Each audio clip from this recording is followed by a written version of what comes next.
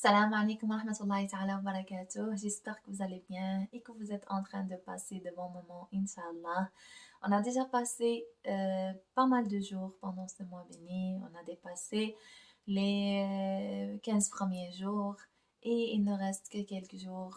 Alors, essayons de bien faire pendant ces jours qui nous restaient, Inch'Allah, pour bien accueillir l'Aïd, Inch'Allah, la fête des musulmans qui vient après le Ramadan. Alors aujourd'hui, je vais vous parler de l'événement de Ghazwat Badr, la bataille de Badr, la grande bataille des musulmans, la première bataille des musulmans. Mais je vais vous parler en particulier du rôle de la femme dans cette bataille. Euh, un sujet dont on ne parle pas souvent. Euh, moi personnellement,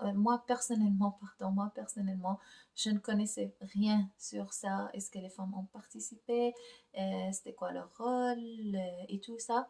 Mais je voulais chercher et voir est-ce qu'ils ont participé vraiment et pourquoi on n'entend jamais parler de ça.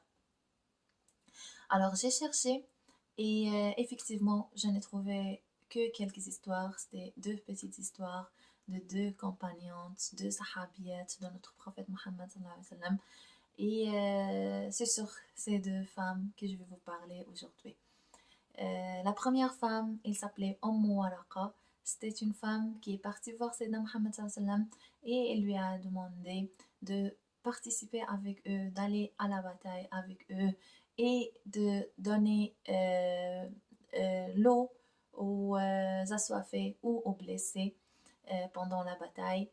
Mais notre prophète Mohammed sallallahu alayhi wa sallam lui a dit qu'il ne pourrait pas aller avec eux. De un, parce qu'ils étaient pressés pour aller arrêter Abu Sufyan, la caravane d'Abu Sufyan. Et de deux, ils ne sont pas bien préparés pour ça.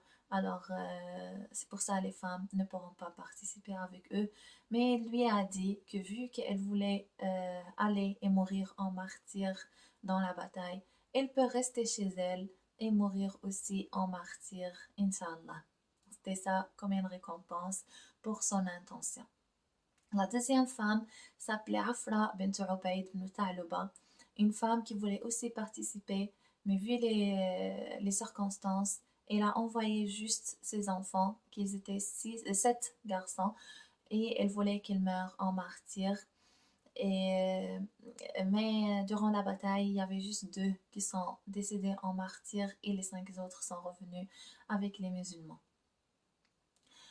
Voilà, c'était ça l'histoire, ou plutôt la vidéo d'aujourd'hui. Mon souhait maintenant, c'est que vous parliez de cette bataille avec vos enfants. Vous leur expliquez c'était quoi les circonstances, pourquoi il y avait cette bataille, comment elle s'est déroulée et c'est quoi les leçons que les musulmans ont appris ou qu'on apprend dans cette histoire ou cette razzia de Badr. Alors sur ce, je vous dis, je vous aime en Dieu, prenez soin de vous et à une prochaine vidéo, Inch'Allah. Assalamu alaikum wa rahmatullahi ta'ala wa barakatuh.